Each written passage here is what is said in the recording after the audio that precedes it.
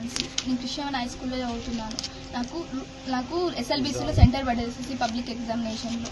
ఒక unexpected person రావడం జరిగింది. అన్ఎక్స్పెక్టెడ్ పర్సన్ వచ్చి ఫోటోస్ తీసుకున్నారు. అన్ఎక్స్పెక్టెడ్గా అది నన్ను బెదిరించి రాయితో కొడతాను అది దాన్ని బెదిరించి ఫోటో తీసుకున్నాడు. ఎంత చెప్పినా కూడా వినలేదు.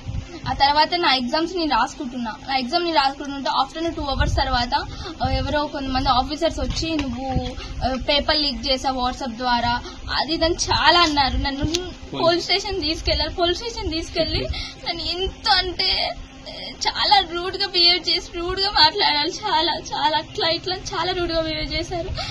టిల్ 9:30 దాకా I'm in the police station only.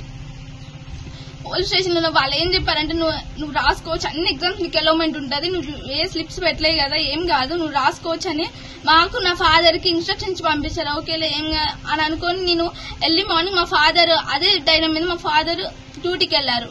నన్ను బస్ ఎక్కించారు. మా కృష్ణ హై స్కూల్ బస్ వస్తుంది రోజు డైలీ. ఆ బస్ కి వెళ్ళాను. ఆ బస్ కి వెళ్ళి సెంటర్లో దిగి నా రూమ్ కి వెళ్ళగా నా రూల్ నెంబర్ పట్టుకొని నన్ను ఒక రూమ్ తీసుకెళ్లి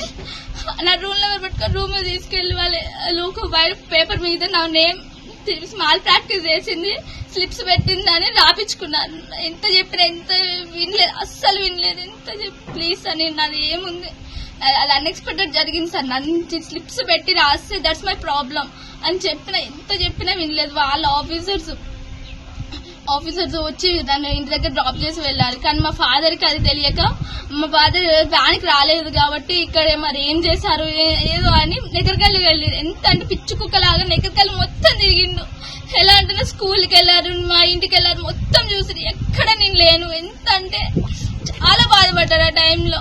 ప్లీజ్ నన్ను హిందీ ఎగ్జామ్ పోయింది, తెలుగు పేపర్ ఆపేసారు.